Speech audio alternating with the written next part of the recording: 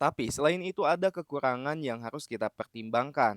Jadi tolong pertimbangkan baik-baik sebelum kalian menyetujuinya. Nah, teman-teman, aplikasi Ada Kami adalah aplikasi pinjaman online yang memang sampai saat ini sudah berizin dan diawasi oleh otoritas jasa keuangan.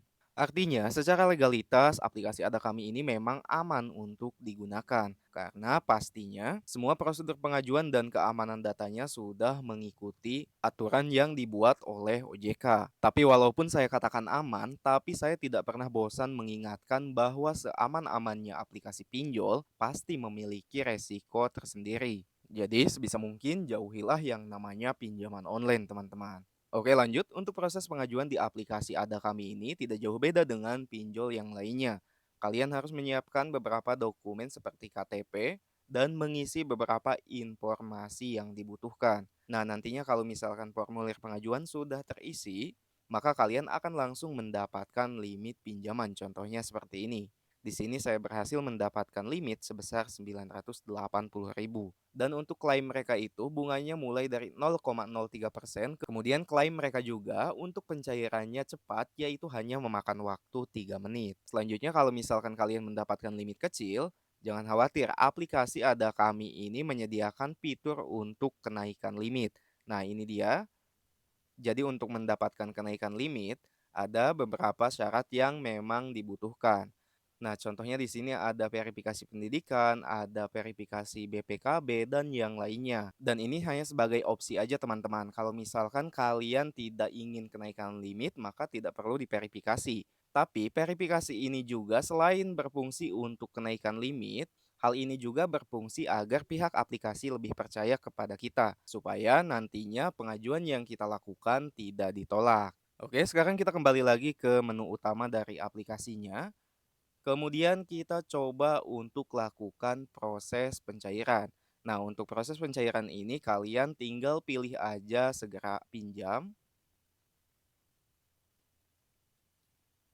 Lalu ini dia adalah rincian pinjaman yang harus kalian ketahui sebelum kalian mulai mengisi data-data pribadi dan berniat untuk mengajukan pinjaman di aplikasi ini.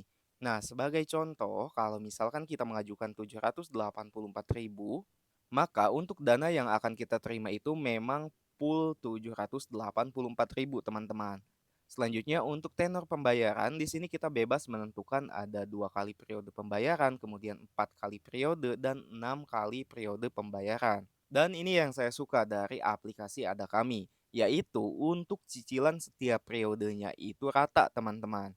Karena biasanya di pinjol lain justru hampir ke seluruh tagihan itu dibebankan pada periode pertama. Tapi beda dengan Ada Kami, untuk pembayaran setiap periodenya rata, teman-teman. Tapi selain itu ada kekurangan yang harus kita pertimbangkan. Karena setiap periodenya itu tidak full 1 bulan, melainkan hanya 15 hari. Nah, 15 hari itu menurut saya bukan waktu yang lama, teman-teman. Apalagi kalau misalkan kita harus membayar tagihan. Jadi tolong pertimbangkan baik-baik sebelum kalian menyetujuinya, terutama dari tenor tersebut. Oke, sekarang kita lanjut. Untuk melakukan pencairannya, di sini kita tentukan dulu periode pinjamannya. Boleh 2 periode, 4 periode, dan 6 periode.